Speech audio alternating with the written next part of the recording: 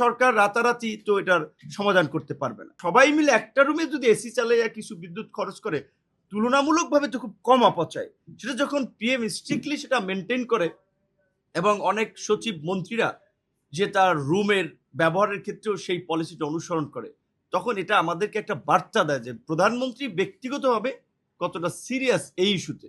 এবং এরই মধ্যে অল্প সময়ের মধ্যে জ্বালানির বিকল্প সোর্স থেকে আমাদের আমদানি নিশ্চিত করতে আমেরিকা গিয়েছে আমাদের সরকার প্রতিনিধিরা, কাতার গিয়েছে।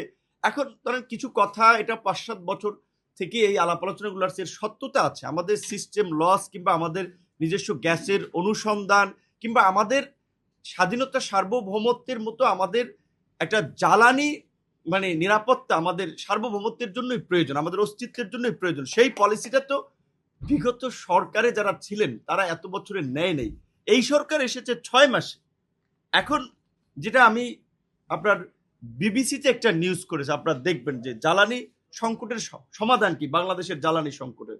ওইখানে যারা বিগত দিনগুলোতে অলওয়েজ সরকারের ক্রিটিক করে, সিপিডির মতো সংগঠন কিংবা ক্যাবের মতো সংগঠন, তারাও এটা স্বীকার করছে যে আওয়ামী লীগের আমলে তড়িৎ সমাধানের জন্য তারা কুইক রেন্টালের নামে নীতি বহির্ভূতভাবে জ্বালানি আমদানিতে অনুমোদন দিয়ে যে লুটপাট করেছে এবং দীর্ঘমেয়াদী টেকসই পরিকল্পনা থেকে দূরে সরে গিয়েছে, সেইটা শেষ দিকে আওয়ামী লীগ কিছুটা আপনার ক্রাইসিস ফিল করেছে। ইন্টারিম গভর্নমেন্ট এসে কিছুটা জোড়াতালি দিয়ে চলেছে কিছুদিন।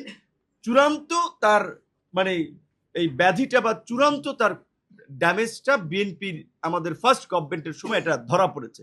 এখন সরকার রাতারাতি তো এটার সমাধান করতে পারবে না। মাননীয় প্রধানমন্ত্রী পরিষ্কারভাবে বলেছেন যে আমরা দুঃখ প্রকাশ করি, জনগণের কষ্ট হচ্ছে, তিনি দুঃখ প্রকাশ করছেন। কারণ হ্যাঁ ঠিক আছে, রাষ্ট্র পরিচালনা আপনারা তার উপর আস্থা রেখেছেন, জনগণের সমস্যা অ্যাড্রেস করার সরকারের দায়িত্ব, সরকার চেষ্টা করছে বিভিন্নভাবে।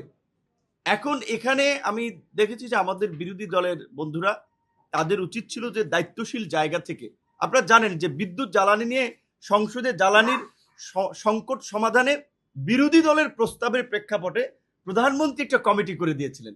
সরকারি দল বিরোধী দল মিলে একটা কমিটি করেছে, সেখানে প্রস্তাব এসেছে এবং মাননীয় প্রধানমন্ত্রী বলেছেন যে এটা আমলে নিয়ে সরকার 10 বছরের বাংলাদেশি একটা টেকসই পরিকল্পনা দেবেন। কারণ এটা তো সাময়িক আপনার পদক্ষেপ নিলে আবার এই ক্রাইসিসটা থাকবে।